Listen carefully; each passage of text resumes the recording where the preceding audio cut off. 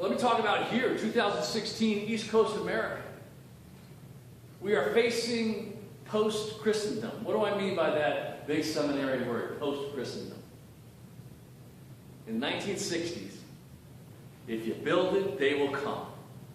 That was the attraction model. It was expected, understood that almost everybody in the community would go to church, some religious institution. And all you had to do was build it, be the most attractive, and everybody would come to your church. And your numbers would be big, your buildings would be full, your budgets would be bursting, and so on and so forth.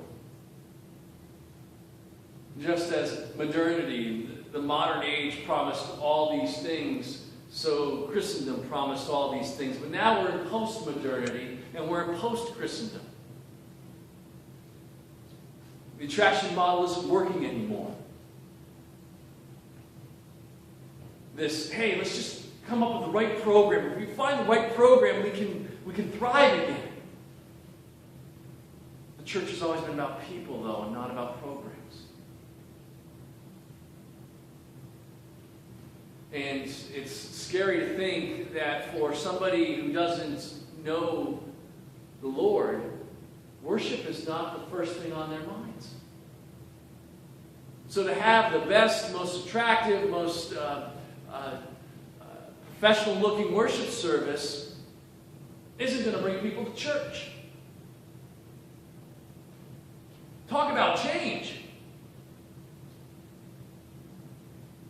This day and age, folks are meeting up on social media and getting together to join in the work of the church and the community. You post online that we're going to go help so-and-so rake up their leaves because they really can't get out of the house and do it anymore. We're going to start bringing meals over to so-and-so whose husband is dealing with cancer. And so the community gets involved, and by that they build relationships, and in those relationships they begin to join in the life of the church and its other activities like worship and discipleship. But the attraction model is no more. It died in Christendom. And I mean, worship, while it's so important, and it's going to be our eternal vocation, in terms of connecting with the community, that is not where our energy needs to be put. Our energy needs to be in meeting up with people on social media and connecting together to do the Lord's work in the community. Unless we change from this attraction model and mobilize towards social media and community missional engagement, we will go the way of the dinosaur and the dodo bird. But we can adjust. We can adjust. We used to have the name Dutch as part of our name. You know that? I'd have to look at our history book. It was either the First Dutch Reformed Church of Briggstown or the Dutch Reformed Church of Briggstown. I wonder what sparked our forefathers to take that name out. What drove them to make that change?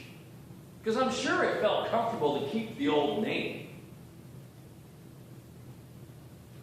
What made them want to let go of that? And maybe we, in learning some of that history, can apply that to where we are now. What can help us let go of the attraction model, let go of the if you build it, they will come, and embrace this new way of interacting and working with our community and doing the work of the ministry of Jesus Christ?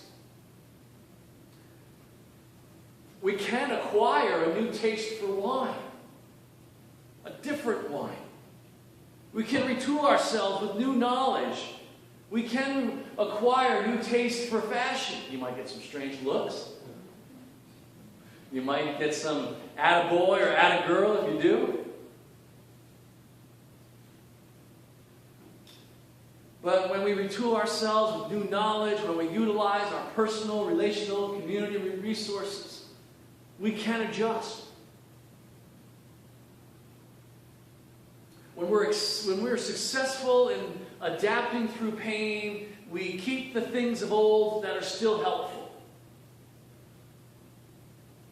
We don't get rid of wedding ceremonies just because we know that there's going to be some hard times in marriages.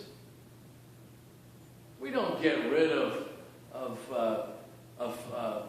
upholding modesty by clothing ourselves just because fashions are going to change or clothes are going to wear out.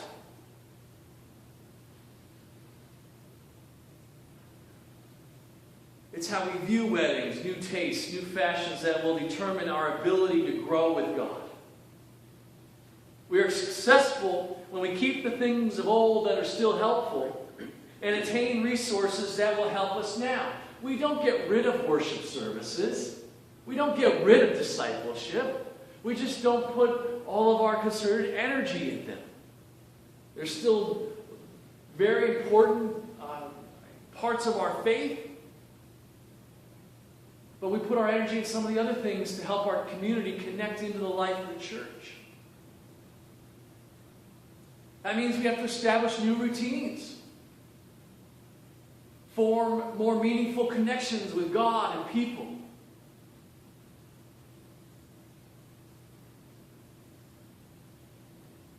Change towards the image of Christ, whether in our own personal discipleship or as a congregation serving in present-day America, it's impossible for man. Now, I just said you can adjust. And now I just said it's impossible for man.